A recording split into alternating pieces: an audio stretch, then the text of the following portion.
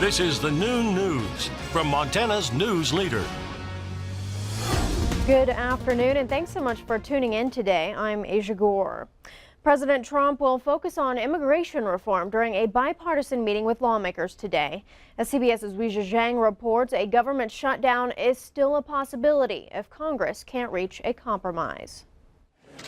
President Trump invited a bipartisan group of lawmakers to the White House to discuss immigration, and he's making his top priority crystal clear. We want the wall. The wall's going to happen or we're not going to have DACA. The president wants Congress to pay $18 billion to build his border wall. Oh no, Mr. President, you campaigned on a wall that Mexico would pay for.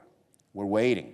In return, he's willing to help provide legal protection for DACA recipients, the so-called dreamers who were brought to the U.S. illegally as children.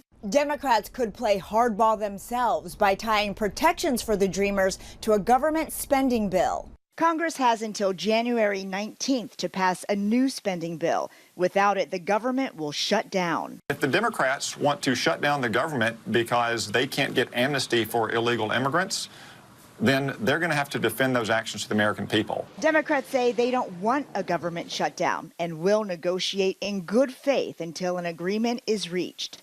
Aja Zhang, CBS News, the White House. The Trump administration announced Monday 200,000 people from El Salvador living legally in the U.S. must leave. Those immigrants were allowed in after 2 earthquakes devastated their country in 2001. Meanwhile, 5 people are dead after mudslides destroyed homes in Southern California. The deadly mudslides were triggered by a powerful winter storm that dropped record rain across the state. In Montecito, emergency crews are rescuing people trapped in floodwaters and under debris. More than 20,000 people are being evacuated. Here in Montana, Sunday's deadly shooting in Belgrade remains under investigation, but we now know the name of the person killed. The Gallatin County coroner identified the victim as 35-year-old Lauren DeWeiss of Bozeman. The shooting happened Sunday morning on the 1300 block of Idaho Street. Police arrived to find DeWeiss dead and another person with gunshot wounds. The surviving victim was transported to the hospital in unknown condition. One person was taken into custody, but no charges have been filed. The female suspect in the gruesome murders of 2 people in Missoula, whose bodies were dissolved in chemicals, faces new charges in a different case. Tiffany Pierce is charged with attempted murder and assault with a weapon for a crime in July of 2017. Prosecutors say in that case, Pierce stabbed a woman multiple times. Pierce and co-defendant Augustus Standing Rock are both accused in the murders of a teenage girl and a man last August. Police say the victims were lured into the basement of a Missoula home and stabbed to death. Pierce is being held on a $2 million bond. Authorities believe 2 young Billings girls taken by their non-custodial mother are in danger. Police say 4-year-old Maya Cleveland and 1-year-old Ryan Cleveland were taken on Monday by 35-year-old Amanda Dobson, a known methamphetamine user. Dobson is described as 5 feet 8 inches tall, 165 pounds, with blue eyes and blonde hair. Authorities do not know the type of vehicle Dobson is driving. Anyone with information should contact police. A $1.4 billion pipeline to transport natural gas liquids from eastern Montana to Kansas would be in service by the end of 2019 under a proposal by Tulsa-based energy company ONEOK. The Elk Creek Pipeline would transport up to 240,000 barrels of natural gas liquids per day from Sidney to Bushton, Kansas, crossing Montana, Wyoming, and Colorado along the way. The company says additional pumping facilities could expand the pipeline's capacity to 400,000 barrels per day.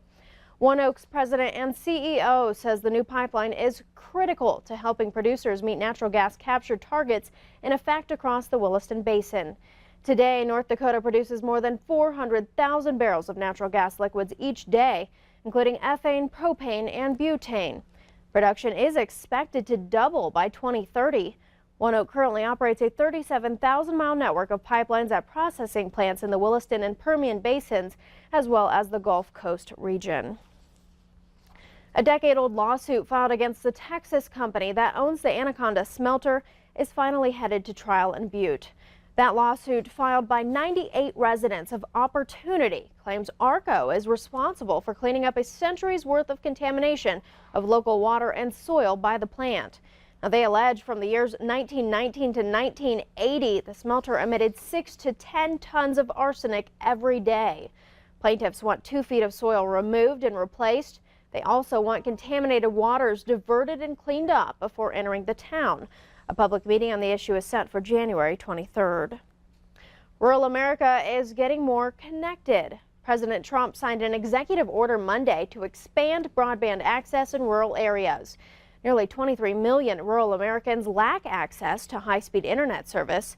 This executive order directs the Department of the Interior to develop a plan to allow private high-speed broadband companies to co-locate their equipment on interior infrastructure. The Interior Department owns as much as 83% of the land in some western states. 50,000 Montanans still have no wired internet providers where they live. Still ahead on the new news, tensions with North Korea could be de-escalating thanks to talks with the country's neighbor to the south. Details when we return. But first, Ed has our weather forecast. Stay with us.